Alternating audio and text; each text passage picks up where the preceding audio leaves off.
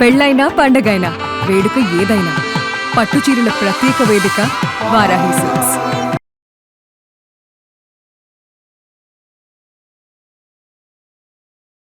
భార్యాభర్తల బంధం ఈ రోజుల్లో ఒక పెద్ద సవాల్ అయిపోయింది. చాలా చోట్ల ఓపిక లేక విడిపోతున్న సందర్భాలు చూస్తున్నాం. ఈ మార్పు ఏమిటి? కాలక్రమమా, కలియుగమా? అని మీరు అని స్టార్ట్ చేశారు కదా, అనుబంధం, ఆత్మీయత అనేసి. అది ఎప్పుడూ ఉంది. చిరాకు, పని వల్ల వచ్చే అలసట, how we respond to the situation మారిపోయింది. మనం మన స్వార్థం చూసుకుంటున్నాం. మనం కని పెంచిన తల్లిదండ్రుల వైపు నుంచి ఆలోచించటం లేదు, మనం కన్న పిల్లల గురించి ఆలోచించటం లేదు. దీనివల్ల ఎంత సిస్టమ్ దెబ్బతింటుంది అని ఆలోచించట్లేదు. హస్బెండ్కి ఏదో ప్రాబ్లం వచ్చింది, ఫైనాన్షియల్ క్రైసిస్ వచ్చింది, వ్యాపారంలో నష్టం వచ్చింది, లేదా ఉద్యోగం పోయింది. వాడిని నాగింగ్ చేసేసి రోజు నసపెట్టేసి ఒక మహిళగా చేయకూడదు కదా. తనకి ఎంత సపోర్ట్ అయినా ఇవ్వాలి. అదే సిచ్యువేషన్లో ఆ మహిళ ఎందుకు అలా చేస్తోంది అని ఆలోచిస్తే నా అనుకోకపోవడం వల్ల చేస్తుంది. అన్నదమ్ములు మీరు గమనించండి, బ్లడ్ రిలేషన్, వాళ్ళు రోడ్డు మీద పడి చొక్కాలు చింపుకుని కొట్టుకున్నా సరే మళ్ళీ వాళ్ళిద్దరు ఒకటవుతారు. ఎందుకంటే ఒకే తల్లి కడుపు నుంచి వచ్చిన అన్నదమ్ములు కాబట్టి. That is the strongest bonding. మరి ఏం స్ట్రాంగెస్ట్ బాండింగ్ ఉంది హస్బెండ్ వైఫ్ని కట్టుబడేయడానికి? Work life balance.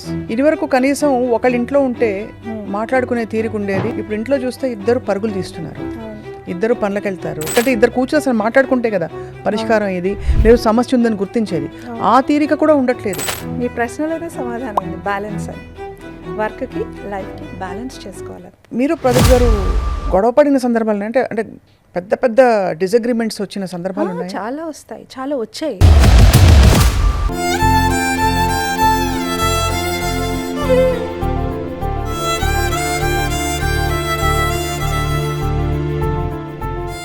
అందరికీ నమస్కారం. సుమన్ టీవీ మొదలు పెడుతున్న ఒక కొత్త ప్రయత్నానికి స్వాగతం. ఈ ప్రయత్నం పేరు అనుబంధం, ఆత్మీయత మన జీవితానికి ప్రాణవాయువు. ఇది అందరికీ తెలిసిన విషయం. ఏ దేశానికి వెళ్ళినా, ఏ మతంలో చూసినా, ఏ ధర్మంలో, ఏ ప్రాంతంలో అయినా సరే అనుబంధం, ఆత్మీయత లేని జీవితం ఎందుకు చెప్పండి. బంధ బాంధవ్యాల్లోనే మనందరం కూడా బాగా విపరీతంగా సంఘర్షణ పడుతూ ఉంటాం. అక్కడి నుంచి వచ్చే మనశ్శాంతి లోపం, ఇబ్బందులు ఇంకా చెప్పక్కర్లేదు. వీటన్నిటినీ ఎలా చిక్కుముళ్ళని ఒక్కొక్కటి విప్పే ప్రయత్నమే, అంటే మరింతగా విశ్లేషించి తెలుసుకునే ప్రయత్నమే ఈ అండ్ ఈ ఆకి కరెక్ట్ వక్త, మనందరికీ ప్రేరణ, స్ఫూర్తి సరస్వతి ప్రదీప్ గారు. అందరికీ సుపరిచిత నటి, యాంకర్, రచయిత్రి, సంగీత దర్శకురాలు, అండ్ మనందరికీ ఇష్టమైన ప్రదీప్ గారి శ్రీమతి గారు, అండ్ ఇంకా బహుముఖ ప్రజ్ఞాశాలిగా మనకి ఎన్నో సందర్భాల్లో గొప్ప విషయాలు చెప్పుకుంటూ వచ్చారు.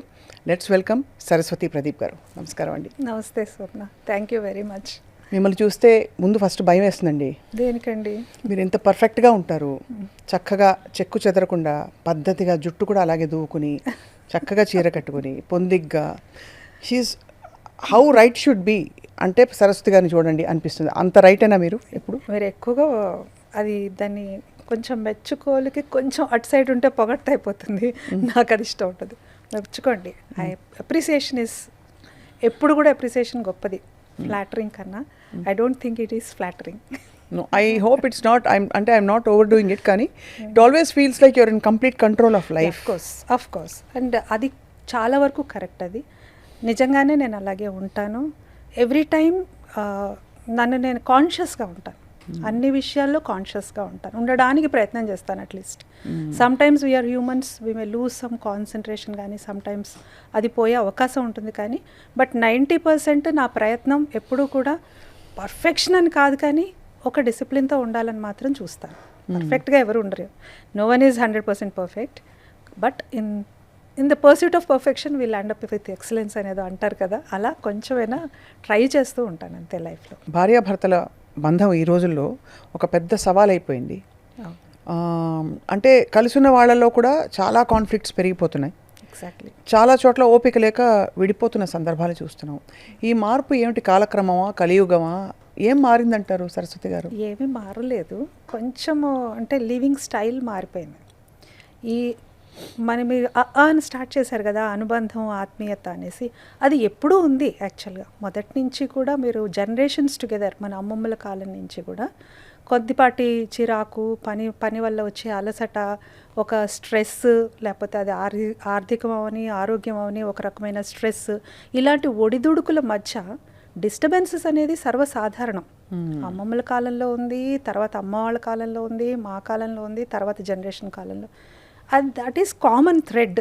కరెక్ట్. కాకపోతే ఏంటంటే how we respond to the situation మారిపోయింది. రియాక్ట్ అవ్వకూడదు, రెస్పాండ్ అవ్వాలి అనేది ఒక కాన్సెప్ట్. అయితే ఒకప్పుడు ఏమయ్యేదంటే ఒక పేషెన్స్, ఒక నింపాదితనం, ఒక ఒద్దిక, సర్దుకుపోయే గుణం కొంచెం ఎక్కువ ఉండేవి అందరిలో. నేను ఆడ మగ అని చెప్పను ఎప్పుడు కూడా, ప్రతి వ్యక్తి యూనిక్, ఎవరి ఇది వాళ్ళకు ఉంటుంది.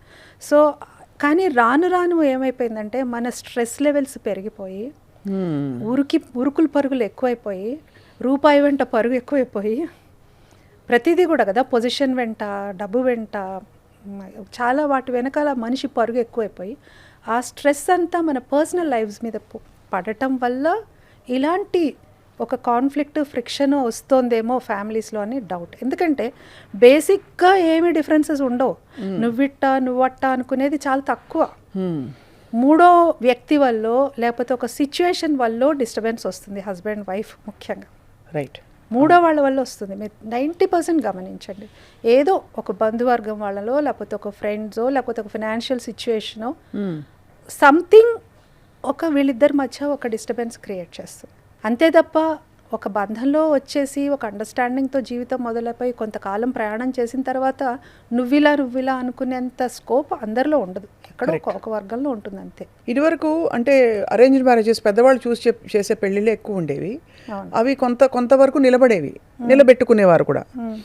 అది అంటే సంతోషం అనే ఒక దానికి నిర్వచనం కూడా అలా రకరకాలుగా ఉండేది కాదు. ఏది ఉంటే అది సంతృప్తి పడాలి అని ఉండేది. ఇప్పుడు ఇష్టపడి చేసుకుంటున్న పెళ్ళిళ్ళలో కూడా ఎందుకు అంటే ఇంత అపశృతులు వచ్చేస్తున్నాయి? ఇది అంటే వ్యక్తిగతంగా ఇండివిజువలిజం బాగా పెరిగిపోయిందని అంటారా? అంటే దీనికి 2 రకాలుగా చెప్తాను నేను, 2 యాంగిల్స్లో మాట్లాడతాను. ఒకటి ఏంటంటే ఇదివరకు రోజుల్లో అన్నారు కదా మీరు, చిన్న వయసులో పెళ్ళిళ్ళు అయిపోయేవి. అంటే కొంచెం 16 ఏళ్ళు, 18 ఏళ్ళు, అంతకుముందు బాల్య వివాహాలు అనుకోండి. తర్వాత లేత వయసులో పెళ్ళిళ్ళు అయిపోయేవి. అప్పటికి వాళ్ళల్లో ఒక ఐడియాలజీ ఫామ్ అవ్వదు. ఇద్దరు కలిసి ఎదిగేవారు. ఇద్దరు ఒకళ్ళకొకళ్ళు షేర్ చేసుకుంటూ వాళ్ళ ఐడియాలజీ అంటే ఒక క్యారెక్టర్ బిల్డ్ అవ్వాలంటే చిన్నప్పటి నుంచి మనలో బిల్డ్ అవుతూ వచ్చిన ఒక ఐడియాలజీ వల్ల ఒక క్యారెక్టర్ అనేది ఎమర్జ్ అవుతుంది. సో దట్ వే చిన్న వయసులో అవడం వల్ల ఇద్దరు కలిసి ఎదిగేవాళ్ళు కాబట్టి, ప్రపంచాన్ని కలిసి చూసేవాళ్ళు కాబట్టి ఒక విధమైన మైండ్ సెట్లో ఉండేవాళ్ళు కొంచెం దగ్గరగా. అవును. ఇప్పుడు 25 ఏళ్ళు 30 ఏళ్ళు వచ్చిన తర్వాత పెళ్ళిళ్ళు అయిపోయి వాళ్ళకంటూ ఒక ఐడియాలజీ, వాళ్ళకంటూ ఒక ఐడెంటిటీ, వాళ్ళకంటూ ఒక ఆర్థికపరమైన పవర్ అన్నీ వచ్చిన తర్వాత వాళ్ళు పెళ్ళిళ్ళు చేసుకున్నప్పుడు అడల్ట్ లెర్నింగ్ ప్రిన్సిపల్ అని మాకు ట్రైనింగ్లో ఉంటుంది. అడల్ట్స్ ఇద్దరు అడ్జస్ట్ అవ్వడం అనేది కొంచెం కష్టమవుతుంది. ఒకే వరలో 2 కత్తులు ఇమ్మడం అని అంటారు కదా, ఆ టైప్లో వర్టికల్గా ఇద్దరు గ్రో అయినప్పుడు 2 కలవాలి అంటే ఎంతో అండర్స్టాండింగ్, ఎంతో పేషెన్స్, ఎంతో అడ్జస్ట్మెంట్, టెంపర్మెంట్ ఉండాల్సి వస్తుంది. కరెక్ట్. ఆల్రెడీ వాళ్ళు ఒక బిల్ట్ ఉంటుంది వాళ్ళలో, ఒక ఐడియాలజీ. మీకు ఒక ప్రిన్సిపల్ ఉంటుంది, నాకు ప్రిన్సిపల్ ఉంటుంది. 2 కలవాలన్న ఇది లేదు, రూల్ లేదు. కరెక్ట్. కాకపోతే ఇక్కడ చేయాల్సింది రెస్పెక్ట్ చేసుకోవాలి అంతే. నీ ఐడియాలజీని నేను రెస్పెక్ట్ చేయాలి, నా ఐడియాలజీని నువ్వు రెస్పెక్ట్ చేయాలి అంతే. నీ స్పేస్ని నేను రెస్పెక్ట్ చేయాలి, నా స్పేస్ని మీరు రెస్పెక్ట్ చేయాలి. దట్ వే లివింగ్ అనేది హార్మోనియస్ చేసుకోవచ్చు. కానీ అప్పటికి ఇప్పటికీ ఇదొకటి తేడా, మెయిన్ తేడా అసలు ఇది వస్తుంది. ఒకటి కలిసి పెరగడం అనేది ఒక ఐడియాలజీలో వచ్చింది. ఇప్పుడున్న సిచ్యువేషన్లో ఎందుకు అవ్వట్లేదు అంటే ఇప్పుడు ఈ ఆర్థికపరమైన ఒక ఇండిపెండెన్స్ రావడం ఒక శాపం అయిపోయింది ఇంచుమించు బంధాల వరకు. ఒక అండర్స్టాండింగ్ లెవెల్స్ అనేవి తగ్గిపోయినాయి. అంటే ఆధారపడడం కూడా తగ్గిపోయింది కదా. ఇదివరకు అంటే భర్త తిట్టినా కొట్టినా అంటే తాగొచ్చి కొట్టాడని కూడా స్టోరీస్ కూడా ఎక్స్ట్రీమ్ స్టోరీస్ వినేవాళ్ళం. అలాంటి పరిస్థితుల్లో కూడా భార్య ఆర్థిక స్వాతంత్రం లేక ఉండిపోయేది. ఇప్పుడు ఫెమినిజము లేకపోతే స్త్రీ స్వేచ్ఛ అనే పేరిట వాకౌట్ చేయడానికి ఎవరు భయపడట్లేదు. ఇన్ఫ్యాక్ట్ ఇలాంటి సిచ్యువేషన్స్లో ఏ నిర్ణయం తీసుకోవాలో కూడా తెలియని ఒక సంఘర్షణలో మన సొసైటీ ఉంది ఇప్పుడు. సో మీరు మీ అపారమైన ఎక్స్పీరియన్స్తో ఎలా చెప్తారు? ఇదివరకు కూడా మనం డిస్కస్ చేసుకున్నాం. యాక్చువల్గా ఇది ఒక చాలా సెన్సిటివ్ పాయింట్. ఎందుకంటే ప్రాబ్లం అనేది, ఒక సమస్య అనేది బయట నుంచి చూసినప్పుడు నాకు ఇంతేనా అనిపిస్తుంది. ఆ సమస్యను ఎదుర్కొన్న వాళ్ళకి ఆ ఇంటెన్సిటీ తెలుస్తుంది. ఇప్పుడు నేను ఇక్కడ ఏది సూచించినా మీకేం తెలుసు మా సమస్య అనుకునే వాళ్ళు చాలామంది ఉంటారు. కానీ జనరిక్గా ఆలోచిస్తే, ఇన్ జనరల్ ఆలోచిస్తే 75% తీసుకుందాం. 75% of the problems are not big problems. అంటే విచ్ క్యాన్ బి అడ్రెస్డ్. కొంచెం ఈజీగానే మనం వాటిని సాల్వ్ చేసుకోవచ్చు, మళ్ళీ మన లైఫ్ని స్మూత్ చేసుకోవచ్చు, మన ఫ్యూచర్ కోసం, మన జీవితం. 25% ఎక్స్ట్రీమ్ కండిషన్స్ మనం డిస్కస్ చేసాం ఇదివరకు కూడా, వాటి మీద మనకు కంట్రోల్ ఉంటుంది. మీరు ఇందా చెప్పారు తాగొచ్చి హింసించే భర్త, గృహహింస, వాళ్ళకి ఇంకా వేరే ఏం ఉండదు, ఒక శాడిజమో లేకపోతే ఇంకేదో అంటారు కదా, రకరకాల పేర్లు ఉన్నాయి, నార్సిసిజం అనో ఏవోవో ఇప్పుడు చాలా థియరీస్ కూడా వస్తున్నాయి సైకాలజీ. అవునవునవును. సో ఇలాంటి సిచ్యుయేషన్స్ ఏంటంటే ఆ 25% వర్గం గురించి మనం మాట్లాడలేదు, దానికి ఒక సైకాలజిస్టులు, సైకోథెరపిస్టులు, అలాగే లీగల్ అవన్నీ ఉంటాయి. బట్ ఈ 75% మాత్రం మనం అడ్రస్ చేయొచ్చు, ఎందుకంటే వీఆర్ ఇంటూ సాఫ్ట్ స్కిల్స్. మన యాటిట్యూడ్ ద్వారా కానీ, మన కమ్యూనికేషన్ స్కిల్స్ ద్వారా కానీ, మనం ఎలా మన అవతల వ్యక్తిని అర్థం చేసుకోవచ్చు, అవతల వ్యక్తితో మనం ఎలా కమ్యూనికేట్ చేయొచ్చు, మనం చెప్పే విధానం బట్టి అవతల వ్యక్తిని మనం అర్థం చేసుకున్నాం అనుకోండి. ఇప్పుడు మా అబ్బాయి ఉన్నాడు, మా అబ్బాయి మెంటాలిటీ నాకు తెలుసు, వాడికి ఎలా చెప్తే అర్థమవుతుందో నాకు తెలుసు. ఎందుకు వాడిని కన్నాను, వాడిని పెంచాను, ఐ నో. కొంతమందికి గట్టిగా చెప్తే అర్థమవుతుంది, కొంతమందికి సున్నితంగా కథల ద్వారా చెప్తే అర్థమవుతుంది, కొంతమందికి ప్రేమగా, కొంతమందికి ఒక దెబ్బేసి, ఇలా డిఫరెంట్గా ఉంటుంది. అలాగే ఒక లైఫ్ పార్ట్నర్తో నువ్వు కొంత జర్నీ తర్వాత మీకు తెలుసు కదా వాళ్ళ మనస్తత్వం ఏంటి, వాళ్ళు ఎప్పుడు ఎలా ఉంటారు అనేది. ఆ మూడ్ని పట్టి కానీ, వాళ్ళ మానసిక స్థితిని పట్టి కానీ, ఆర్థిక స్థితిని పట్టి కానీ, వాళ్ళకి చెప్పే విధానంలో చెప్తే ఖచ్చితంగా అర్థం చేసుకుంటారు. మూర్ఖత్వం గురించి నేను మాట్లాడట్లేదు, ఇన్ జనరల్ చిన్న చిన్న విషయాలకే స్త్రీ స్వేచ్ఛ, చిన్న చిన్న విషయాలకే నాకేంటి, నాకు సంపాదన ఉంది, నేను నా పిల్లాడిని పెంచుకోగలను, లేకపోతే నేను ఇండివిజువల్గా ఉండగలను అని మైండ్ సెట్ వస్తున్న ఆడపిల్లవని మగపిల్లాడవని అది తప్పు. ఎందుకంటే మనం మన స్వార్థం చూసుకుంటున్నాం, మన కని పెంచిన తల్లిదండ్రుల వైపు నుంచి ఆలోచించటం లేదు, మనం కన్న పిల్లల గురించి ఆలోచించటం లేదు. అంతే కదా. దీనివల్ల ఎంత సిస్టమ్ దెబ్బతింటుంది అని ఆలోచించట్లేదు. చిన్నపాటి అడ్జస్ట్మెంట్, కాంప్రమైజ్ ఉండాల్సిందే లైఫ్లో. అంతే. అన్నీ మనం అనుకున్నట్టు ఉండవు కదండి లైఫ్లో. అవును, అన్నీ మనం అనుకున్నట్టే ఉంటే జీవితం బాగానే స్మూత్గా సాగిపోతుంది. బట్ లైఫ్ అండ్ ప్రతి వాళ్ళు పర్ఫెక్ట్ కాదు, నేను ఫస్టే చెప్పాను మీకు. ప్లస్ పాయింట్స్ 5 ఉంటాయి, మైనస్ పాయింట్స్ 5 ఉంటాయి, ప్రతి వాళ్ళకే ఉంటాయి. నువ్వు ప్లస్ని ఎలా అయితే మనం యాక్సెప్ట్ చేసామో, మైనస్ని కూడా వీళ్ళకి ఇలా చెప్తే వీళ్ళు ఓవర్కమ్ అవుతారు, ఇలా చెప్తే వీళ్ళు ఇంప్రూవ్ అవుతారు, వాళ్ళ స్కిల్ ఇంప్రూవ్ చేసుకుంటారు అని కొంచెం స్టడీ చేసి నా అనుకున్నప్పుడు వస్తుంది. అది నా అని ఓనప్ చేసుకోవడం ద్వారా ఎగ్జాక్ట్లీ మనం పరిస్థితిని వదిలేయం. ఇది నా ఇల్లు, నా సంసారం అని తెలుసుకోవడం ద్వారా. అది చాలా మంచి పాయింట్ అందించారు, ఒక మాస్టర్ కీ లాంటిది. అవును. మీరు ప్రదీప్ గారు గొడవ పడిన సందర్భాలు అంటే మామూలుగా చిన్న చిన్న గొడవలు కాదు, చిలిపి గొడవలు కాదు, పెద్ద పెద్ద డిసగ్రిమెంట్స్ వచ్చిన సందర్భాలు ఉన్నాయి? చాలా వస్తాయి, చాలా వస్తాయి. కాకపోతే ఏంటంటే నేను చెప్పాను కదా, ఇప్పుడు మనం ఒక స్థానంలో ఉన్నప్పుడు, మాదే తీసుకుందాం, మేము మోటివేషనల్గా పర్సనాలిటీ డెవలప్మెంట్ సాఫ్ట్ స్కిల్స్లో ఉన్నాము. అద్దంలో చూసుకుని నువ్వు ఈరోజు చెప్పావు, నువ్వేం చేస్తున్నావు అని ప్రశ్నించుకుంటే నా అద్దంలో నా ఇమేజ్కి నేను సమాధానం చెప్పుకోవాలి. నేను అది పాటిస్తేనే 10 మందికి చెప్పాలి. ఇది ఒక ప్రిన్సిపల్ మాకు. కాబట్టి మేము ప్రాక్టీస్ చేసి ఆ ప్రిన్సిపల్స్ లూజ్ అయిన సందర్భాలు, టెంపర్ లూజ్ అవ్వడం, కోపం రావడం, విసుక్కోవడం, ఇవన్నీ సర్వసాధారణం. మరీ గట్టిగా వాదులాడుకుని తెగేదాకా లాగిందైతే ఎప్పుడూ లేదు. నేను ఇప్పుడు దాన్ని లేనిది ఉన్నట్టుగా చెప్పలేను, ఎందుకంటే స్మూత్గానే ఉంది. ఎప్పుడైనా అలాంటి డిస్టర్బెన్స్ వచ్చినా కానీ కూడా చాలా క్విక్గా మేము నార్మల్సీ రీస్టోర్ చేసుకునే టెక్నిక్ E3 అనుకుంటాం. E3 అంటే ఎమోషన్ 1, 2, 3. ఫస్ట్ కోపం వచ్చేస్తుంది, సెకండ్ ఏమైనా సరే వాడిని చంపేయాలన్నంత ఇది వస్తుంది, థర్డ్ వచ్చేప్పటికి డస్ట్ డౌన్ అవుతుంది. కొంచెం పాజ్ ఇచ్చామనుకోండి, E3లోకి వచ్చేద్దాం. ఇలా మేము కొన్ని టెక్నిక్స్ పెట్టుకున్నాం. ఈ టెక్నిక్స్ ఇప్పుడు రోడ్డు మీద వెళ్తుంటే ఎవడో అడ్డం వస్తే ఒక రకమైన ఫస్ట్ కోపం వస్తుంది, దిగి వాటితో కొట్లాడతారు, చాలామంది చూస్తుంటాం. థర్డ్ ఏం లేదు, అక్కడ 5 మినిట్స్ అంతే, అక్కడ నిజం పెద్ద డ్యామేజ్ కూడా అవ్వదు. But we lose our temper, restlessness, ఇవన్నీ వస్తాయి. Those are all momentary. వాటిని మనం పట్టుకుని వేళ్లాడి, అదిగో నువ్వు ఇప్పుడు అలా అన్నావు అని చెప్పేసి 10 ఏళ్ల తర్వాత ఇనపెట్లోంచి తీసేసి కొట్టుకోవాల్సిన అవసరం లేదు. రైట్. ఇష్యూ బేస్డ్ ఉండాలి, ఏదైనా సరే ఇష్యూ బేస్డ్. ఇందాక మీరు ఒక మాట మనం అనుకున్నాం, నా అనడం అనేది. మీకు ఒక ఎగ్జాంపుల్ చెప్తా. ఒక ఉమెన్ తీసుకుందాం, ఫర్ ఎగ్జాంపుల్ మహిళనే తీసుకుందాం. హస్బెండ్కి ఏదో ప్రాబ్లం వచ్చింది, ఫైనాన్షియల్ క్రైసిస్ వచ్చింది, వ్యాపారంలో నష్టం వచ్చింది, లేదా ఉద్యోగం పోయింది. వాడిని నాగింగ్ చేసేసి, రోజు నసపెట్టేసి తను పాపం ట్రై చేస్తున్నాడు. అది ఒక మహిళగా చేయకూడదు కదా, తనకి ఎంత సపోర్ట్ అయినా ఇవ్వాలి. అదే సిచ్యువేషన్లో ఆ మహిళ ఎందుకు అలా చేస్తోంది అని ఆలోచిస్తే నా అనుకోకపోవడం వల్ల చేస్తుంది. ఇప్పుడు ఆ బంధం ఎలాంటి బంధం అంటే అండి, హస్బెండ్ వైఫ్ది చాలా సున్నితమైన బంధం. తల్లి కడుపులోంచి వచ్చాను, తల్లితో రక్త సంబంధం. అది నువ్వు ఎంత కొట్లాడిని అమ్మతో మళ్ళీ నువ్వు నార్మల్సీ వస్తుంది. కూతురు కొడుకుతోని వచ్చినా అది రక్త సంబంధమే. అవును. కానీ ఏం సంబంధం హస్బెండ్ వైఫ్కి? What is that bonding? అసలు ఎటువంటి ఇది లేదు సంబంధం. కానీ వీటి రెండిటికన్నా స్ట్రాంగ్గా ఉంటుంది. మరి అది అంత పవిత్రం అని ఎందుకు అంటున్నారు, అంత స్ట్రాంగ్ అని ఎందుకు? ఒక్క నిమిషం పట్టదు అది పికిలిపోవడానికి, ఎందుకంటే అక్కడ బ్లడ్ రిలేషన్ లేదు. అన్నదమ్ములు మీరు గమనించండి, బ్లడ్ రిలేషన్. వాళ్ళు రోడ్డు మీద పడి చొక్కాలు చింపుకుని కొట్టుకున్నా సరే మళ్ళీ వాళ్ళిద్దరు ఒకటవుతారు, ఎందుకంటే ఒకే తల్లి కడుపు నుంచి వచ్చిన అన్నదమ్ములు కాబట్టి. That is the strongest bonding. మరి ఏం స్ట్రాంగెస్ట్ బాండింగ్ ఉంది హస్బెండ్ వైఫ్ని కట్టిపడేయడానికి? అది చెప్పబడిందని ఉంది, కానీ మనసులోంచి రావాలంటే ఏం చేయాలన్నదే క్వశ్చన్. ఓన్ చేసుకోవాలి. ఎలా అయితే నువ్వు తల్లిని నా అనుకుంటున్నావో, తండ్రిని నా అనుకుంటున్నావు, ఎలా అయితే బిడ్డల్ని నా అనుకుంటున్నావో, ఇది నేనే, నా కూడా కాదు, ఇది నేనే. మనకి ఎందుకంటే అర్ధనారీశ్వర తత్వం ఉంది. అర్ధనారీశ్వర తత్వం ఉన్నది అదే కదా. సో నేనే తను, తనే నేను అనుకున్నప్పుడు ఇంకా నీకు బాండింగ్ ఏంటి, గొడవలేంటి? నా ఒక హాఫ్ ఇలా గొడవ పడింది, నా యొక్క హాఫ్ ఇలా సర్ది చెప్పింది, దట్స్ ఇట్.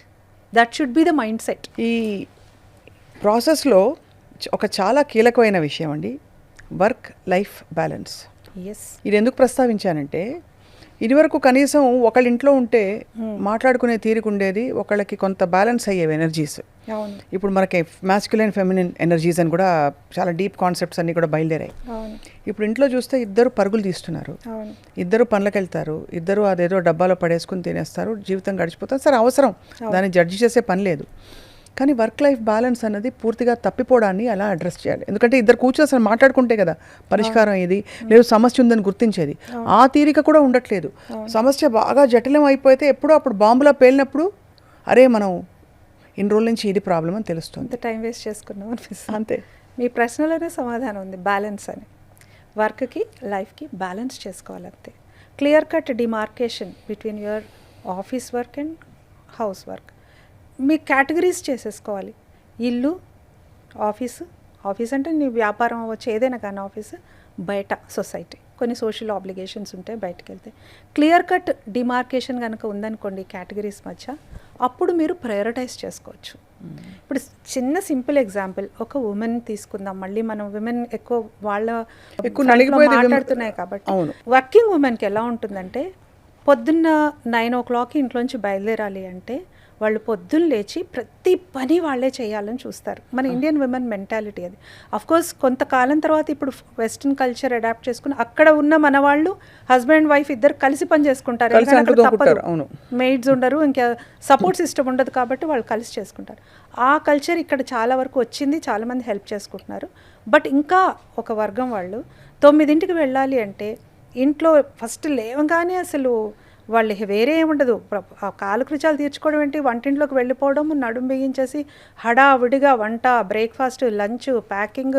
అసలు మనం ఒక సినిమాలో సీన్ లాగా తిరిగిపోతుంది. ఇంకా కాఫీ అందించడం, బ్రేక్ఫాస్ట్ చేయడం, లంచ్ చేయడం, ఒక ఇంట్లో ఎవరైనా వాళ్ళకి సపోర్ట్ చేస్తే తప్ప, లేకపోతే మొత్తం వాళ్ళే చేస్తారు. చెయ్యాలి అనుకుంటారు.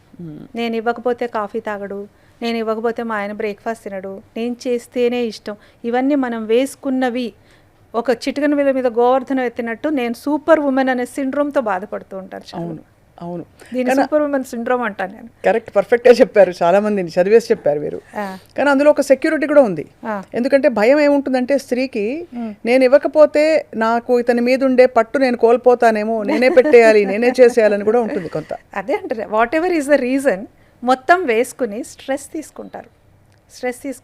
తీసుకుని ఏం చేస్తారు, ఆ స్ట్రెస్లో చెప్పుల్లో కాళ్ళు పెట్టుకునేదాకా పని చేసుకుని ఆఫీస్కి వెళ్ళిన తర్వాత గ్యాస్ ఆఫ్ చేశానా, లేకపోతే అయ్యో నేను పప్పు నానేసాను, రుబ్బలేదు, మర్చిపోయాను, ఇలాంటివి కూడా వేధించే అవకాశాలు. ఆఫీస్లో కూడా 100% ఇవ్వలేరు. మళ్ళీ ఆఫీస్లో కూడా ఏదైనా ఎక్స్ట్రా వర్క్ ఉందంటే అది తెచ్చుకుని ఇంట్లో ల్యాప్టాప్ ఓపెన్ చేసుకునో, లేకపోతే ఆఫీస్ గురించి ఆలోచిస్తూ ఇక్కడ 100% ఇవ్వలేరు. మీరు బ్యాలెన్స్ చేసుకోవడం గురించి అన్నారు కదా, ఆ కాన్సెప్ట్కే చెప్తున్నాను నేను. క్లియర్ కట్ డిమార్కేషన్ కనుక చేసుకోగలిగితే, ముందే ప్లానింగ్ చేసుకుని ప్రయారిటైజ్. ఇందాకెవరో మాట్లాడుతుంటే మన వాళ్ళతోనే టైం గురించి అడిగితే, టైం లేదు, నాకు టైం సరిపోవట్లేదు అనుకోవద్దు. ప్రయారిటైజ్ చేసుకోలేదు అనుకోవాలి. టైం అందరికీ ఈక్వలే కదండి. పిఎం నుంచి ఒక రోజు కూలీ చేసుకునే వాడి దాకా వాచ్ అందరికీ సేమే ఉంటుంది కదా. అవును అవును అంతే 24 అవర్స్ అందరికీ ఒకటే కదా. How we manage that time అనేది ఇంపార్టెంట్. కోర్స్ కొంతమంది బిజీ పీపుల్ ఉంటారు, బిజీ పీపుల్కే టైం దొరుకుతుందనే ఒక సామెత కూడా మనకు తెలుసు కదా. So that how we prioritise the work. Morning లేవగానే నా ప్రయారిటీ టు డూ లిస్ట్ చేసుకోవడం, టాప్ మోస్ట్ ప్రయారిటీ వర్క్ చేసుకోవడము, urgent but not important, urgent important, important but not urgent, not urgent not important, 4 categories. So ఇలా కనుక అంటే ఇంత క్లారిటీతో ఆలోచించగలిగితే ఒక్కరోజు చాలండి, 2 రోజులు చాలండి ప్రాక్టీస్ చేయడానికి. 3వ రోజు నుంచి మీ లైఫే స్మూత్గా అవుతుందిగా. అవును అంతే కదా. పట్టు సాధించాలి దేని మీదైనా మనం అనుకోవాలి ఫస్ట్. మనం ఏం చేస్తామంటే జనరల్గా ప్రొకాస్టినేట్ చేస్తుంటూ పోస్ట్పోన్ చేసుకుంటూ కొన్ని పనులు లాస్ట్ మినిట్లో టెన్షన్ పట్టడం. అది ఆఫీస్ వర్క్ అవని, ఇంటి వర్క్ అవని, ఏదైనా సరే బ్యాలెన్స్ కనుక చేసుకోగలిగితే ఆఫీస్ వర్క్ తీసుకొచ్చి ఇంట్లో చాలామంది వర్కింగ్ ఉమెన్లో ఇంకొక వర్రీ ఉంటుంది. నేను హాయిగా ఇంట్లో ఉంటే బాగుండేది, నేను కంపల్సరీ అయి ఉద్యోగం చేస్తున్నా, ఇంట్లో ఉండే వాళ్ళకైతే బోల్డ్ టైం ఉంటుంది, చక్కగా పిల్లలతో స్పెండ్ చేస్తారు, హాయిగా ఇంట్లో రెస్ట్ తీసుకుంటారు, ఇలా అనుకుంటారు వాళ్ళు. ఇంట్లో ఉండే వాళ్ళు ఏంటంటే వాళ్ళకి డిమార్కేషన్ కుదరదు. కిచెన్లోనే 24 గంటలు పని చేసుకుంటూ ఇంట్లోనే ఉంటాం కదా అని చెప్పేసి రోజంతా పని చేసుకుంటుంటారు. పర్సనల్గా వాళ్ళు ఒక మ్యూజిక్ వింటమో, ఒక పుస్తకం చదువుకోవడమో, వాళ్ళకంటూ ఓ వాకింగ్ చేసుకోవడమో వాళ్ళు ప్రయారిటైజ్ చేసుకోరు ఇక్కడ. సో అందరం కలిసి వర్కింగ్ అవని నాన్ వర్కింగ్ అవని ఆలోచించుకోవాల్సింది ఏంటంటే మనము ఎంత టైం స్పెండ్ చేస్తున్నాం అనేది కాదు ముఖ్యం, ఎలా స్పెండ్ చేస్తున్నాం అనేది ముఖ్యం. భర్తతో లేకపోతే అందరితో, ఫ్యామిలీతో, హస్బెండ్తో అవని, పిల్లలతో అవని, ఎవరు ఏది miss Kali. Quantity of time is not important, quality of time important. ఉన్న 2 గంటలు 3 గంటలైనా నువ్వు ఎంత వర్త్ ఇనఫ్గా స్పెండ్ చేస్తున్నావు, ఎంత బాగా కమ్యూనికేట్ చేస్తున్నావు, ఆ రోజు జరిగినవన్నీ మాట్లాడుతున్నావు. ఈ స్ట్రెస్ క్యారీ చేయడం వల్ల ఒకళ్ళ మీద ఒకళ్ళు చిరుబురులు, విసుగులు, చికాకులు ఉన్న 2-3 గంటల్లో అది కూడా అయిపోతుంది. ఒక అసంతృప్తితో నిద్రపోతాం ఆ రోజు. కరెక్ట్. ఈ ప్రాసెస్లో వర్కింగ్ విమెన్కి ఉండే మరొక సవాల్, ఇంటికి రాగానే ఎలా అయితే మెన్ ఎక్స్పెక్ట్ చేస్తారో విమెన్ కూడా నా భర్త నాకు ప్రేమ చూపించాలి, అప్రిసియేషన్ చూపించాలని ఎక్స్పెక్ట్ చేస్తారు. భర్తకి ఆప్షన్ ఏ తీరిక లేకో, ఆప్షన్ బి నిజంగా అనిపించకో, ప్రేమ అనిపించకపోవచ్చు కదా, రోజు ప్రేమించుకుంటూ కూర్చోవాలని ఎక్కడ పుస్తకంలో లేదు కదా. కష్టం కూడా. ప్రేమ అనేది అంటే ఏంటి మీ ఉద్దేశం? అంటే అప్రిషియేట్ చేయాలి, అరే వచ్చావా ఎంత సంతోషంగా ఉంది అని ఒక వాలిడేషను, వాళ్ళు వచ్చినందుకు వాళ్ళని పొగడాలని కూడా కాదు, బట్ బాగా చేసావు, వాళ్ళు చాలా బాగా వంట చేసావు, ఎంత కష్టపడి వచ్చావు కదండి. అది మరి అది మినిమం అంటారా? మినిమం. అది రానప్పుడు ఏం చేయాలి? ఎందుకంటే అడగడం అనేది minimum. How was your day అని అడగడం మినిమం. అది రానప్పుడు చాలా మంది ఏం చేస్తారు, విమెన్ చాలా సెన్సిటివ్ అయ్యి అది పేరుకుపోయి ఒక రోజు రాలేదు, 4 రోజులు రాలేదు, వారం రోజులు రాలేదు, 2 నెలల నుంచి రావడం లేదు, నేను ఒక వస్తువుని అయిపోయానా అనే ఒక ఇండివిజువలిజం బయలుదేరిపోతుంది. అక్కడి నుంచి వాళ్ళు వర్క్ లైఫ్ బ్యాలెన్స్ పెట్టుకోలేని పరిస్థితుల్లో వాళ్ళు కూడా వెళ్ళి అప్రోచ్ అయ్యి భర్తతో కూర్చోలేక అక్కడ జటిలం అయిపోతుంది. సో ఈ ఎక్స్పెక్టేషన్స్ని ఎలా మేనేజ్ చేసుకోవాలి? That's where a break is needed అంటారు. కనీసం ఒక 1 మంత్లోనో 2 మంత్స్కో ఓన్లీ హస్బెండ్ అండ్ వైఫ్ వాళ్ళిద్దరి మధ్య అని చెప్పారు కాబట్టి వాళ్ళిద్దరూ they have to find some time, personal time, personal space. అది లేకుండా చేసుకుంటున్నారు. పర్సనల్ స్పేస్, ఇండివిజువల్గా ఉండే పర్సనల్ స్పేస్, ఇద్దరు కలిసి వాళ్ళకంటూ ఒక పర్సనల్ స్పేస్. వాళ్ళు వెళ్ళి మంచి చెడు మాట్లాడుకోవాలి. అరుచుకుంటారా, సౌమ్యంగా మాట్లాడుకుంటారా, చెప్పుకుంటారా, ఎవరికి ఎలా చెప్తే అర్థమవుతుందో కమ్యూనికేషన్ ఛానల్ అనేది రావాలి కదా ఇద్దరి మధ్య. ఒక కమ్యూనికేషన్ ఎక్కడికైనా వెళ్ళొచ్చు, ఊటీకి వెళ్ళొచ్చు, కోటికి వెళ్ళొచ్చు, వాళ్ళ ఇష్టం, ఎక్కడైనా స్పెండ్ చేయని పీస్ఫుల్గా పర్సనల్గా ఒక కాసేపు టైం స్పెండ్ చేసుకుని ఇలా అనుకుంటున్నాను, this is what I'm expecting, this is what ఒక అండర్స్టాండింగ్ అయితే రావాలి కదండి. అవును, మనసులోనే పెట్టుకుని అర్థం చేసుకోరు అంటే ఎవరు అర్థం చేసుకుంటారు? చెప్పగలగాలి, నోరు తెరిచి మనం అడగందే అమ్మైనా పెట్టదు కదా. మరి ఎలా తెలుస్తుంది? ఏమని అడగాలి? నాకు మీతో టైం స్పెండ్ చేయాలి, I want to spend some time with you అని అడగొచ్చు కదా. కొంత టైం మన ఇద్దరం కలిసి తప్పులేదు కదా అందులో అడగడంలో. నాకు కాఫీ అని ఒకళ్ళు ఎలా అడుగుతున్నారు, నాకు నీ 5 నిమిషాలు టైం అని ఉత్తల వాళ్ళు అడుగుతున్నారు, తప్పులేదు కదా. ఆ కమ్యూనికేషన్ లేకే చాలా వరకు అది సమస్య పెద్ద చేసేసుకుంటారు మైండ్లో. నేనంటే ఇష్టం లేదు, నా మీద ప్రేమ లేదు, తప్పది. గ్యాప్స్ అవి కమ్యూనికేషన్ గ్యాప్ అది. దానివల్లే, లేకపోతే ప్రేమ ఎందుకు ఉండదండి? ప్రేమ ఉంది కానీ దాన్ని ఎక్స్ప్రెస్ చేసే విధానం. అందరూ స్వీట్గా కబుర్లు చెప్పలేరు. ఓ పాట ద్వారానో ఒక మాట ద్వారానో ఏదో అట్లా చెప్పి అందరూ అలా ఉండరు. కొంతమందికి యాక్షన్స్ ద్వారా చెప్తారు. అదే ఇప్పుడు హస్బెండ్కి ఏదో ఒక దోసకాయ కూర ఇష్టం బాగా, ఆయన పాపం అలసిపోయి వస్తాడు, ఏం చెప్పక్కర్లా, అతను ఎప్పుడో 12ంటికి వస్తున్నాడు, ఏదో ఊరు నుంచి వస్తున్నాడు, అతను వచ్చి పెట్టుకుని తింటాడు, ఈవిడకి పొద్దున్నే లేవాలి కాబట్టి 9:30కే పడుకుండి పోవాలి 10 o'clockకి చేసి ఆయనకి ఇష్టమైన డిష్ టేబుల్ మీద పెట్టి పడుకుంది అనుకోండి, it is understood that she loves him. అంతే, తనకి ఇష్టమైంది అంత దూరం నుంచి ప్రయాణం చేసి వచ్చాడు, పెట్టుకుని తింటాడు అని మూత తీసి చూస్తే తనకి ఇష్టమైన డిష్ కనిపించింది అని, అది ప్రేమ కాదా? అంతే కదా. ఊరికే చెప్పాలి, కబుర్లు చెప్పాలి, ఓ సినిమాకి వెళ్ళాలి, లేకపోతే షికార్కి వెళ్తేనే ప్రేమ కాదు కదా, చర్యల ద్వారా కూడా ప్రేమ చూపించవచ్చు. ఇలాగే భర్తకు కూడా ఒక ఎక్స్పెక్టేషన్ ఉంటుంది. ఇంటికి వచ్చేసరికి భార్య అందంగా తయారయ్యి, చాలామంది ఇంకా వలసిపోయి చచ్చి వచ్చాం పొద్దంతా, అసలు బస్ దొరకలేదు, ఇంటికి వచ్చాము, నైట్ వేసుకుని పడుకుంటారు పోయి హ్యాపీగా. ఇవన్నీ చాలా జడ్జ్మెంట్స్ ఉంటాయి, భర్తకు ఎక్స్పెక్టేషన్స్ ఉంటాయి. భార్య వాటిని కూడా అందుకోవాలి కదా. అందుకోవాలి, 90% ట్రై చేయాలి. ఎప్పుడో మనకి నిజంగా మీరు అన్నట్టుగా అలాంటి సిచ్యువేషన్స్ అయితే అవతల వాళ్ళు అర్థం చేసుకుంటారు, లేదో చెప్పాలి, వాళ్ళు నాకు బాగాలేదు, I'm not well, I'm tired, ఇలాంటివన్నీ కమ్యూనికేట్ చేయాలి. కమ్యూనికేషన్ ఈజ్ ద కీ అండి. అదే కదా, కమ్యూనికేషన్ ఈజ్ ద కీ. ఆ కమ్యూనికేషన్ చేసే విధానం అందులో అనేక రకాలు.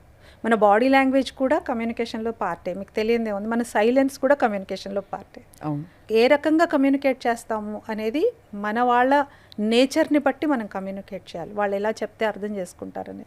సో ఆ communication is the key. First మన ఇల్లు, ఆఫీసు, మొత్తం లైఫ్ మొత్తం స్మూత్గా అవ్వాలి, ఆ ప్రాసెస్ అంతా స్మూత్గా ఉండాలి అంటే time management is the key, prioritising things key. And then వాళ్ళిద్దరి మధ్య బాండింగ్ కానీ హార్మనీ కానీ ఉండాలి. ఫ్యామిలీ మొత్తం, అత్తగారు ఉండొచ్చు, ఆడబడుచు ఉండొచ్చు, మామగారు ఉండొచ్చు, ఇంకెవరైనా ఫ్యామిలీ మెంబర్స్ ఉండొచ్చు, వాళ్ళందరి మధ్య కూడా పర్ఫెక్ట్ కమ్యూనికేషన్. కూర్చోబెట్టి చెప్తే ఎవరైనా అర్థం చేసుకుంటారు, చెప్పే పద్ధతిలో అర్థం చేసుకుంటారు. ఇది చెప్పక అర్థం చేసుకోరు, నేను ఇంతే ఇంతే ఇంతే అని లోపల పెట్టుకుని ఇక్కడ దాకా పెట్టుకుని సడన్గా ఎప్పుడో పేలుతారు. అలా ఉండకూడదు. ఇక్కడ ఈ వర్క్ లైఫ్ బ్యాలెన్స్ గురించి మాట్లాడుతున్నాం కాబట్టి, ఒక వర్కింగ్ ఉమెన్ సూపర్ ఉమెన్ అయ్యే ప్రక్రియలో తనకి తను టైం ఇచ్చుకోలేక కాలక్రమంలో బాగా ఒళ్ళు చేయడం, వెయిట్ పుట్ ఆన్ అవ్వడం కామన్గా చూస్తూ ఉంటాం. దాన్ని వెనకుండే బ్యాక్గ్రౌండ్ స్టోరీస్ చూసే తీరిక, ఆ బెంట్ ఆఫ్ మైండ్ చాలామంది భర్తలకు ఉండదు. అయ్యో కష్టపడుతోంది కదా, దానికి అసలు జిమ్కి వెళ్ళడానికి ఎక్కడ టైం ఉంది ఎక్సర్సైజ్ చేయడానికి. అదొక సహజమైన బాడీ షేమింగ్ సిచ్యువేషన్ వచ్చేస్తుంది. పిచ్చి జోకులు వేయడం, భార్య శరీరం మీద, ఆకారం మీద, గుండ్రాయిలా ఉన్నావు నువ్వు అంటావు, ఇంకోటి ఏదో అంటాం, అలాగా కొంచెం తిండి తగ్గించని పెద్దవాళ్ళు చెప్పడం, ఇలాంటివి. అంటే ఇవి చెప్పుకోలేని, ఇది పెద్ద ఏంటి చట్ట ప్రకారం నేరమా అంటే నేరం కాదు ఒక విధంగా చూస్తే, కానీ ఒక ఇరుకున పడిపోయి సంతోషంగా సంతృప్తిగా ఉండలేని పరిస్థితి. ఎలా హ్యాండిల్ చేయాలి ఇలాంటి ఒక delicate situation? Again it comes to work life. చాలా కష్టం. అదే చెప్పింది ఇందాక, బ్యాలెన్స్. నీకంటూ నువ్వు పర్సనల్గా ఒక టైం క్రియేట్ చేసుకోవాలి. సపోజ్ నీ రోజు అంటే ఎవరో వస్తారు ఏదో చేస్తారని ఎదురు చూడటం అనేది దండగానే ఎప్పుడో రాశాడు కదా శ్రీశ్రీ. అది కాబట్టి ఎవ్వరు కూడా మన గురించి ఆలోచిస్తారని ఎక్స్పెక్ట్ చేయకూడదండి. భర్త కూడా ఎక్స్పెక్టేషనే వద్దు. నీకెంత సాధ్యమైనంత వరకు అన్కండిషనల్ లవ్ ఇవ్వడానికి ట్రై చేయాలి. How you give to your son, to your mother or father, you have to give that unconditional love to your family members, husband కానీ ఎవరైనా కానీ, వితౌట్ ఎక్స్పెక్టేషన్. ఇది చాలా కష్టం. ఎక్స్పెక్టేషన్ లేకపోతే మనిషి ఉండలేరు. మరి మనకేంటి ఎక్స్పెక్టేషన్? మన ఫ్యూయల్ ఎక్కడి నుంచి వస్తుంది? అదే చెప్తున్నాను, ఎక్కడి నుంచి మన ఫ్యూయల్ మనమే చేసుకోవాలి. సపోజ్ నీ డే 6ంటికి స్టార్ట్ చేస్తే తప్ప నీకు వీళ్ళందరినీ నువ్వు ఇవన్నీ పనులన్నీ అడ్రస్ చేయలేము, మన ఆఫీస్కి వెళ్ళలేము అనుకోండి 6 o'clock. Try to get up at 5 o'clock it self. ఒక గంట ముందు నీ కోసం నువ్వు టైం ఎప్పుడు క్రియేట్ చేసుకోగలవు. నేను ఇందాక కూడా చెప్పాను, టైం లేదు కాదు, ప్రయారిటైజ్ చేసుకోలేదు. నా ప్రయారిటీ లిస్ట్లో లేదు, ఇంకొకళ్ళని ఎందుకు బ్లేమ్ చేయాలి? అంతే. నాకు ఒళ్ళు వచ్చింది, నన్ను ఎవరు పట్టించుకోవట్లేదు, నన్ను అంటున్నారని ఇంకోళ్ళని ఎందుకు బ్లేమ్ చేయాలి? నా గురించి ఫస్ట్ నేను పట్టించుకోవాలి కదా. అవును, నేను ఆరోగ్యంగా ఉంటే నా కుటుంబం ఆరోగ్యంగా ఉంటుంది. నాకు రేపొద్దున మోకాళ్ళ నొప్పులు వచ్చి కింద కూర్చుంటే ఎవరు చేస్తారు? ఎవడు చేయడు. So have to take care of my self first. అది స్వార్థం అనుకోవద్దు. అక్కడ కూడా సర్వీస్ మైండే. మళ్ళీ నేను చెయ్యాలి కదా అనుకోండి, పోయినా అలా అనుకుంటే. లేకపోయినా కానీ కూడా అండి, ఇట్స్ మినిమం. హెల్తీగా ఉండడం అనేది, ఫిట్గా ఉండడం అనేది మినిమం. అది ఎవరో చెప్తేనే నేను చేస్తాను కాదు. మార్నింగ్ లేవాలి, ఒక మెడిటేషన్ చేసుకుంటానా, ఒక యోగా చేసుకుంటానా, వాకింగ్కి వెళ్తానా, ఫస్ట్ నాతో నేను స్పెండ్ చేసుకుని నన్ను రీఎనర్జైజ్ చేసుకుని నా ఇష్టం నేను ప్రయారిటైజ్ చేసుకుంటా. ఈరోజు ఇడ్లీ చేస్తానా, దోశ చేస్తానా, లేకపోతే అసలు చేయనా అనేది that's secondary. Primary I have to focus on my mental wellbeing, my physical wellbeing. అలా ఉంటేనే నేను ఏమైనా చేయగలుగుతా సమాజానికి కానీ ఫ్యామిలీకి కానీ. మీరు చాలా సందర్భాల్లో మీరు ఎప్పటికీ నేను ఐ థింక్ కొన్నేళ్ల నుంచి చూస్తున్నావు, మీరు అస్సలు మారలేదు, చెక్కు చెదరలేదు. మీ కాంప్లెక్షన్ కావచ్చు, మీరు ఉండే విధానం కానీ. మీరు ఏం చేస్తారు సరస్వతి గారు మీకు మీరు ఎనర్జీ ఇచ్చుకోవడానికి? ఈ ఎనర్జీ అయితే మెంటల్లీ నేను చాలా ఫిట్గా ఉంటాను. ఫిజికల్లీ అయితే మన చేతుల్లో లేదు. మ్యాక్సిమం ఏదో హెల్దీ ఫుడ్ అంటే మన ఇంట్లో మామూలు మేము తినేది వెజిటేరియన్ ఫుడ్, అంతకుమించి సాత్విక ఆహారం, మసాలాలు, నాన్ వెజ్ ఏమి అసలు తినం. అంటే మా ఫ్యామిలీ పరంగా మా ఇంట్లో అది లేదు, తినను కూడా తినం, మాకు ఇష్టం కూడా లేదు. కాబట్టి చాలా సాత్వికమైన ఆహారం. చాలా ఎక్కువ ఫుడీ కాదు నేను, లిమిటెడ్గా తింటాను. ఎక్కువ టీ మాత్రం ఇష్టపడతాను, అది మాత్రం వితౌట్ షుగర్ తాగుతాను. షుగర్కి చాలా దూరంగా ఉంటాను. అదొక్కటి నేను మెయింటైన్ చేస్తున్నాను last I think 15-20 years. Stop taking sugar in tea. Sweets తింటాను, మళ్ళీ టీ మాత్రం షుగర్ కట్ చేశాను. ఎందుకంటే లాంగ్ బ్యాక్ ఎవరో ఒక డాక్టర్ ద్వారా విన్నాను ఏంటంటే weight management, not reduction, weight management కోసం మనం తాగే టీ కాఫీలో షుగర్ వేసుకోవద్దు. మంచి చిట్కా అది. వెయిట్ మేనేజ్ చేసుకోవచ్చు అంటే ఎలా ఉన్నామో అలా ఉన్నాం. మారలేదు అంటే నేను ఒప్పుకోను, చాలా మారాను. కాకపోతే ఏంటంటే ఒక రకమైన మెచ్యూరిటీ, ఒక స్థితప్రజ్ఞత అండ్ ఒక గ్రౌండెడ్గా ఉండడము. This make me more simple always. నాకు హై ఎక్స్పెక్టేషన్స్ లేవు, ఐఎమ్ నాట్ గ్రీడీ. ఉన్నదాంతో కంటెంటెడ్గా ఉంటాను. అలా అని చెప్పేసి అన్ని ముక్కు మూసుకుని నేను ఏదో తపస్సు చేసుకుంటున్నాను కాదు. I'm okay. బాగా హ్యూమరస్, సెన్స్ ఆఫ్ హ్యూమర్ ఎక్కువ నవ్వుతాను. చిన్న జోక్స్ కూడా ఎక్కువ నవ్వుకుంటాం మేము, అది బాగా అలవాటు. So that makes me more active always. So ఫిజికల్గా మెంటల్గా బ్యాలెన్స్డ్గా ఉండాలి అంటే ఎమోషనల్ ఇంటెలిజెన్స్ అనే ఒక కాన్సెప్ట్, దాని మీద నేను ప్రస్తుతం స్టడీ చేస్తున్నాను. దాన్ని బ్యాలెన్స్ చేసుకోవడం, ఎమోషన్స్ బ్యాలెన్స్ చేసుకోవాలి అంటే so much of practice, so much of conscious effort పెట్టాలి. దానికి కొన్ని ప్రాక్టీసెస్ ఉన్నాయి. సో అవి చేస్తూ ఉంటాను. ఇవన్నీ make me more simple and grounded. అంతే తప్ప నేను ఏమాత్రం గొప్ప పనులు చేయట్లేదు, నార్మల్గా ఉన్నాను. అండ్ ఎక్కువ ఆర్టిఫిషియల్ థింగ్స్ వైపు వెళ్ళను. అంటే మేకప్ కానీ ఫుడ్ కానీ. మీరు తెరపై ఉండే పరిస్థితి ఉన్నా కూడా మీరు ఎక్కువ మేకప్ అది ఎక్కువ ఉండదు. అంటే అది డిపెండ్స్ కదా, ఏదో ఒక చిన్న క్యారెక్టర్ని బట్టి మనం ఏదో చేసుకోవాలి. ఆన్ స్క్రీన్ పక్క ఆర్టిస్ట్ని పక్కన మనం కొంచెం మ్యాచ్ అవ్వాలి కాబట్టి ఏమైనా చేస్తాం తప్ప బయట అసలు నాకు ఆ మేకప్ అవి నాకు సూట్ అవ్వని నేను అనుకుంటాను, ఎక్కువ చేసుకోను అంతే. అది తప్ప వేరే ఏం లేదు. నేను ఆ మెంటల్గా ఫిజికల్గా ఫిట్గా ఉండడానికి ట్రై చేస్తాను ఆల్వేస్. సో మరి ప్రదీప్ గారికి మీరు ఎప్పుడైనా వెళ్ళి చెప్పాల్సిన సందర్భం వచ్చిందా? నాకు టైం సరిపోవట్లేదు, మీరు టైం ఇవ్వట్లేదు, నన్ను నెగ్లెక్ట్ చేస్తున్నారు, లేదు రివర్స్ ఏమో మీరే బిజీ ఏమో, అలా ఏం లేదు. లక్కీలీ ఇద్దరం ఒకటే ఫీల్డ్, ఇద్దరిది ఒకటే ఆఫీసు, మేము కలిసి ట్రావెల్ చేస్తాము. ఇద్దరం ట్రైనింగ్ ఫీల్డ్, ఇద్దరం వర్క్షాప్స్ కూడా కలిసి కండక్ట్ చేస్తాము. వాటిని కాన్సెప్చువలైజ్ చేయాలన్నా డిస్కస్ చేస్తాము. అయితే మేము ఒక డిమార్కేషన్ పెట్టుకున్నాం. 8 AM ముందర ఆఫీస్ విషయాలు మాట్లాడుకోము, 8 PM తర్వాత ఆఫీస్ విషయాలు మాట్లాడుకోము. అసలు అబ్బా ఎలా సాధ్యం అండి బాబు? అలా ట్రై చేస్తున్నాం. ఒక 2-3 సార్లు చాలా డిస్టర్బెన్స్ వచ్చింది మాకు కూడా, because of so many business tensions and all. ఆ రోజులో నైట్ వచ్చిన తర్వాత కూడా డిస్కస్ చేసుకుని దాని మీద ఏదో కొంచెం ఆర్గ్యూ చేసుకుని డిస్టర్బెన్స్ వచ్చిన తర్వాత వన్ ఫైన్ డే ఇద్దరం అనుకున్నాం అనమాట, ఎందుకు ఇవి మన దగ్గరికి రాకూడదు కదా, డొమెస్టిక్ ఫ్రంట్లోకి వస్తే వి లూజ్ అవర్ పీస్. కాబట్టి ఒక డెసిషన్కి వచ్చాం ఏంటంటే not before 8 AM, not after 8 PM. ఆ మధ్యలో ఎక్కడైనా వెళ్ళండి, ఆఫీస్ విషయాలు కొట్టుకోండి, తిట్టుకోండి, ఏమైనా చేసుకోండి, బిజినెస్లో ఏదైనా చర్చించుకోండి, అన్నీ చేసుకోండి. కానీ బట్ ఇంటికి వచ్చిన తర్వాత మాత్రం ఆ షూ బయటే విప్పేయాలి, ఇది అనుకున్నాం మేము. అప్పటి నుంచి ఇంకా అసలు ఏమీ లేదు, నథింగ్, హ్యాపీగా ఉంటాం. అండ్ టైం ఇవ్వడం లేదు అనే దానికి ఆస్కారం లేదు. ఎందుకంటే మీరు ఎప్పుడు కలిసే ఒక ప్రొఫెషన్లో ఉన్నారు, ఒకే ప్రొఫెషన్లో ఉన్నాము, ఒకటి అలాంటి ఎక్స్పెక్టేషన్స్ లేవు స్వప్న. ఈ పొసెసివ్నెస్లు, ఎక్స్పెక్టేషన్లు ఏమి ఉండవు. నేను చెప్పా కదా, నాకు అంత పెద్ద ఎక్స్పెక్టేషన్స్ అవే ఉండవు. అన్కండిషనల్గా నేను ఎంత ఇవ్వగలను అంత ఇస్తాను. ఇది మాత్రం అనుకుంటాను ఎప్పుడు, నేను ఎంత చేయగలను అంత చేస్తాను, నాట్ బియాండ్ దట్. ఎప్పుడు పుష్ చేయలేదు పరిస్థితులు మిమ్మల్ని ఇంకా చేయాలి, ఇంకా ఏదో చేయాలి? Lucky, I'm very fortunate, touch wood. ఆ ఒక్క విషయంలో మాత్రం నాకేం ప్రాబ్లం లేదు. అండ్ ఈవెన్ ఛానల్స్ కూడా, నేను పని చేయని ఛానల్ లేదు. అన్ని ఛానల్స్ నాకు సపోర్ట్ చేశాయి. నాకు డ్యూరింగ్ ద డేనే వెళ్ళేదాన్ని. మార్నింగ్ 9 నుంచి ఈవినింగ్ 3 లోపలే నా రికార్డింగ్స్ ఏమైనా ఇలాగే చేసుకుని మళ్ళీ పిల్లలు స్కూల్ వాళ్ళు వచ్చేటప్పటికి వెళ్ళాలి. అది అందుకనే కదా నేను వేరే ఏమీ ఒప్పుకోలేదు అప్పుడు. నితీష్ అంటే మా అబ్బాయి 8th క్లాస్ దాకా నేను స్ట్రెచ్ అవ్వలేదు. 8th తర్వాత ఇంకా నేను స్ట్రెచ్ అయ్యాను. తర్వాత ఇంకా తను కొంచెం పెద్దవాడైపోయాడని. సో మీరే దాదాపు మీ పరిధి, మీ రెస్పాన్సిబిలిటీ గ్రహించుకుని అది అంటే ఇంకా 2 చక్రాలు కలిసి ప్రయాణిస్తేనే ఆ ప్రయాణం సాఫీగా ఉంటుంది. ఒక చక్రం నేను ముందు నేను తర్వాత అనుకుంటే అది బండి అంతే తప్పుతుంది. 100% అది అదే కదా మనం పెళ్ళిళ్ళల్లో మన సాంప్రదాయంలోనే ఉంది కదా, కాడి పెట్టి పెళ్ళి అప్పుడు ఒక కాడి ఎద్దుల్లాగా వెళ్ళాలి ఇద్దరు ఒకటే డైరెక్షన్లో ఒకటే పేస్లో వెళ్తేనే సంసారం బాగా సాగుతుంది అనేసి. మీరు ఫస్ట్లో అన్నారు సూపర్ ఉమెన్ అయ్యే ప్రయత్నంలోనే మనం శృతి తప్పుతున్నాము లేడీస్ అని. ఇంకా ఏం తప్పులు జరుగుతున్నాయి మీ దృష్టిలో ఈ తరంలో, అంటే ఇప్పుడున్న ప్రపంచంలో?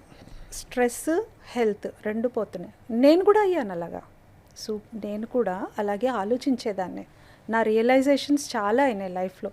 నన్ను నేను అప్గ్రేడ్ చేసుకుంటూ ఒక మెచ్యూరిటీ లెవెల్కి వచ్చిన తర్వాత నేను అందరికీ చెప్తున్నాను. నేను కూడా అలాగే ఉండేదాన్ని. సూపర్ ఉమెన్ సిండ్రోమ్ నన్ను కూడా బాధించింది. స్ట్రెస్ అంటే ఎలాగా? ఫర్ ఎగ్జాంపుల్ నేనే చేయాలి అనే ఒక స్ట్రెస్, ఆ సాటిస్ఫాక్షన్. ప్రేమని తప్పు పట్టట్లేదు నేను. 100% మదర్గా మనకుండే కన్సర్న్స్, మనకుండే అది ఉంటాయి. అరే వాడు సరిగ్గా తినడు నేను పెట్టకపోతే అనే. 100% పిల్లలు మనం పెట్టకపోతే సరిగ్గా తినరు, టలైన్ చేస్తారు అక్కడ పడేసి. మనం వండిన దాంట్లో సగమే తిని వెళ్ళిపోతుంటారు. అది ఉంటుంది. కానీ కొన్ని సందర్భాల్లో వదిలేయాలి, నేర్చుకుంటారు. అవును, పట్టుకుని ఉండకూడదు పిల్లల్ని. ఎస్పెషల్లీ తప్పటడుగులు వేసి వాడు 100 సార్లు పడతాడమ్మా. మనం పడుతున్నాడు కదా అనేసి వాడిని నడవకుండా ఆపామా? అంతే కదా, నడిపించాం కదా, పరిగెత్తాడు కదా. సేమ్ వే ఇప్పుడు కూడా అంతే. కొన్ని వదిలేయాలి పిల్లలు, కానీ వాళ్ళే నేర్చుకుంటారు. వాళ్ళే ఇప్పుడు ఒక చిన్న ఎగ్జాంపుల్ చెప్తా మీకు. సీతాకు ఒక చిలక అంత అందంగా ఎగరాలంటే ఎన్ని దశలు దాటుతుంది. గొంగళి పురుగు నుంచి ప్యూపా దశ నుంచి ఎన్నో దశలు దాటి అందులో అది స్ట్రగుల్ అయ్యి ఆ ఫ్లూయిడ్స్ అన్నీ దాని రెక్కల్లోకి వచ్చి ఫైనల్ దశలో అందంగా ఎగురుతుంది. మనం దాని మీద జాలిపడి మధ్యలోనే దాన్ని కట్ చేసామనుకోండి, అది ఎగరగలుగుతుందా? రెక్కలు కూడా ఫామ్ కావు. పిల్లలైనా అంతే. మనం ప్రతిదీ మనమే చేయాలి అనుకుంటే వాడెప్పుడు నేర్చుకుంటాడు? అంతే కదా. కొన్ని బాధ్యతలు నేర్పించాలి, పని డెలిగేట్ చేయాలి. మీరు ఇందాక వర్క్ లైఫ్ బ్యాలెన్స్ అన్నారు కదా. మనం true leadership is farming a good team. ఇంట్లో కూడా టీమ్ మెంబర్స్ కనుక ఎఫిషియెంట్గా వీడి కోర్ కాంపిటెన్సీ ఇది, వీడి కోర్ కాంపిటెన్సీ ఇది, వీడు ఇదైతే బాగా చేస్తాడు అదైతే బాగా చేస్తాడని మన ఆఫీస్లో ఎలా అయితే వాళ్ళని ఐడెంటిఫై చేసి వాళ్ళ టాలెంట్స్ని వాళ్ళ నుంచి మనం రాబట్టుకుంటున్నామో ఫర్ అవర్ ఆర్గనైజేషన్. ఒకళ్ళు ఎడిటింగ్ బాగా చేస్తారు, లేకపోతే ఒకళ్ళు స్క్రిప్ట్ బాగా రాస్తారు, ఒకళ్ళు ఇంకొకటి, ఇలా అనుకుని వాళ్ళ నుంచి మనం ఎలా అయితే రాబట్టుకుంటున్నామో ఇంట్లో కూడా అంతే. ఒక్కొక్క పని ఒకళ్ళకి డెలిగేట్ చేయాలి. నీ జాబ్ ఇది, పొద్దున్నే పాల ప్యాకెట్ నువ్వు తీసుకురావాలి లోపలికి. అవును, ఇలాంటి చిన్నవి, పెద్దది కాదు. పూల మొక్కలకి నీళ్లు నువ్వు పోయాలి. Delegate the job. అన్నీ నేనే చేయాలి అనుకోకుండా పిల్లలు కూడా నేర్చుకుంటారు. మనకి స్ట్రెస్ తగ్గుతుంది. ఇట్స్ ఆల్ ప్లానింగ్ అంతే. అలాగే హెల్త్ కూడా మీరు నెగ్లెక్ట్ చేశారా? ఇది కామన్గా విమెన్ చేసే తప్పులు. నాది అంటే హెల్త్ నేను నెగ్లెక్ట్ చేయడం అని అంటే నాకు హెక్టిక్ స్కెడ్యూల్స్లో పనిచేసినప్పుడు చేశాను. ఒక 2 years అలాగా చేశాను. తర్వాత I came back to normal. You came back to your normal. ఇది అది గ్రహించుకోవడమే ఒక రీబర్త్ ఉమెన్కి. సో నాకు అర్థమవుతుంది ఏంటంటే మనల్ని మనం సంపూర్ణంగా చూసుకునే ఒక స్థితిలో లేకపోతే కుటుంబాన్ని కానీ ఉద్యోగాన్ని కానీ ఇంకో దాన్ని కానీ ఏ విషయాన్ని చూసుకోలేము. సో మనకి మనమే బాసులం అని గ్రహించుకోవాలి. భర్త ఏదో చెప్తున్నారని చేయడం, వీళ్ళు చెప్పారని చేయడం అలా అనుకోకుండా ఓనప్ చేసుకోవాలి మన లైఫ్ని మనం ముందు. లీడర్ అంటే ఏంటి? Who leads one self. మనల్ని మనం లీడ్ చేసుకుంటూ మన లీడర్, మన లైఫ్కి మన లీడర్, మన టీంకి మన లీడర్. టీం అంటే అది ఇంట్లో అవ్వచ్చు, ఆఫీస్లో అవ్వచ్చు. లీడింగ్ అనేది, లీడ్ చేయాలంటే ఏం కావాలి మనకి? ఫస్ట్ మనకు క్లారిటీ ఉండాలి ఏం కావాలి, అంతే. అది చిన్న విషయం అవని పెద్ద విషయం అవనండి, లీడింగే కదా. అవును. సో పిల్లలకు కూడా ఇంట్లో వాళ్ళకు కూడా నాకు ఇవాళ టైం లేదు, నాకు కూర మీరు కట్ చేసేయండి, నేను ఆఫీస్లో కొంచెం తొందరగా వెళ్ళాలి చెప్పొచ్చు పక్క వాళ్ళకి.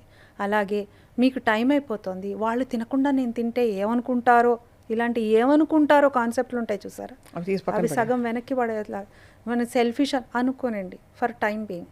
ఏం పర్వాలా, అదే కదా ఇమేజ్ కోసం బతికేస్తూ బీ యువర్ సెల్ఫ్ అనుకోండి. Be your self. ఎవ్వరు ఏమన్నా అనుకోరు, వాళ్ళే అర్థం చేసుకుంటారు. తర్వాత 10 నిమిషాలు అయితే వాళ్ళకే తెలుస్తుంది. అంతే. ఇంతలోకే మనము గొంతు చించేసుకుని మనం చెప్పేది అవసరమే లేదు.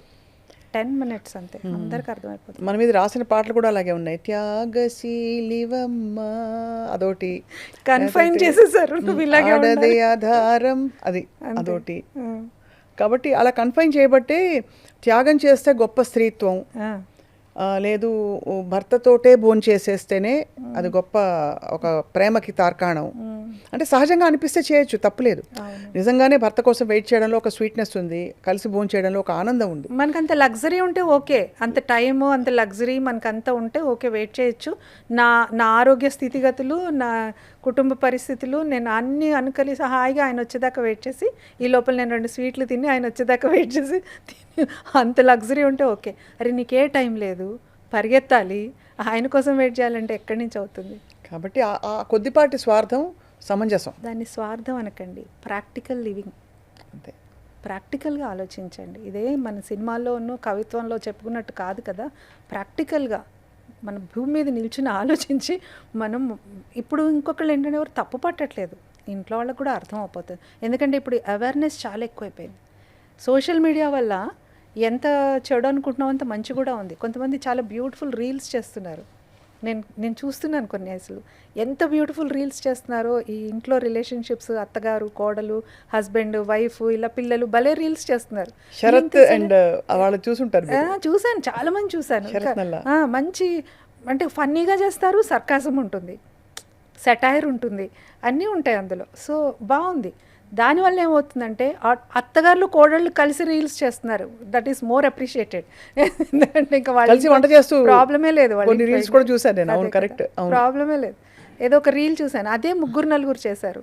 ఒక హస్బెండ్ అమ్మాయి గ్లాస్ కింద పడేస్తే నీ బాబుగారి ఇల్లు అనుకున్నావా, అది అలాంటి లాంగ్వేజ్, ఏదో నీ నాన్న ఇల్లు అనుకున్నావా అని ఏదో అంటాడు, కాదు అంటుంది. అనగానే మళ్ళీ పక్క వాళ్ళు మీ నాన్న ఇల్లు అనుకున్నావు అంటే కాదంటుంది. వాళ్ళ అత్తగారు వస్తుంది, వచ్చి మీ నాన్న ఇల్లు అనుకున్నాడు కాదంటే, అయితే మీ నాన్న ఇల్లు వెళ్ళి మీరిద్దరు క్లీన్ చేయండి అని కొడుకులు ఇద్దరిని పంపిస్తుంది. వాళ్ళెవ్వరిది కాదు, మా నాన్నది కూడా వీళ్ళది కూడా కాదు, మీ నాన్న ఇల్లు వెళ్ళి క్లీన్ చేయండి అనేసి. అలా వీళ్ళలో ఒక అవగాహన పెరిగిపోతుంది ఇలాంటి రీల్స్ ద్వారా కానీ దేని. సో తప్పు పడతారని నేను అనుకోను. బీ యువర్ సెల్ఫ్ అనేది ది బిగ్గెస్ట్ కాన్సెప్ట్. మనల్ని మనము ఏం అంటే as long as we are in the right path. అంతే, బీ యువర్ సెల్ఫ్ అంటే ఏదో ఇష్టం వచ్చినట్టు నేను ఐ మై సెల్ఫ్ పార్టీకి వెళ్ళిపోతాను, లేకపోతే ఇంక్వైరీ చేసేస్తానంటే, if you that's not you should not do that. Because ఆ సెల్ఫ్ బిట్రేయల్ వల్ల లాంగ్ టర్మ్ సైడ్ ఎఫెక్ట్స్ చాలా అయిపోతాయి, ఒక బిటర్నెస్ మిగిలిపోతుంది లైఫ్లో. కొంతమంది కచ్చగా నేనెందుకు చేయకూడదు, నా హస్బెండ్ తాగినప్పుడు నేనెందుకు తాగకూడదు అనే ఆలోచన, ఇది చాలా సున్నితమైన point. Women they have to give birth to babies. వాళ్ళ సిస్టమ్ ఎంత ఇదిగా ఉండాలి లోపల. అవును, ఒక పంతానికో ఒక అలవాటుకో ఒక దేనికో వయసెస్కి అలవాటు పడిపోతే నెక్స్ట్ జనరేషన్కి హార్మ్ చేస్తున్నాం మనం. కాబట్టి సాధికారత అంటే సమానత్వం అంటే అది కాదు, అది కాదు. అక్కడ ఒక సున్నితమైన అంశం ఉంది, దాన్ని డీల్ చేయాలి, దాన్ని మాట్లాడుకోవాలంటే కూడా అది ఒక పెద్ద సబ్జెక్ట్. బట్ యాక్చువల్లీ మీరు అన్నది వర్క్ లైఫ్ బ్యాలెన్స్లో ఎంతవరకు మనం గివిన్ చేయాలి, ఎంతవరకు పట్టు విడుపులు ఉండాలి, ఎంతవరకు మనకి మనం టైం ఇచ్చుకోవాలి స్త్రీలుగా, సూపర్ ఉమెన్ అవ్వకూడదు.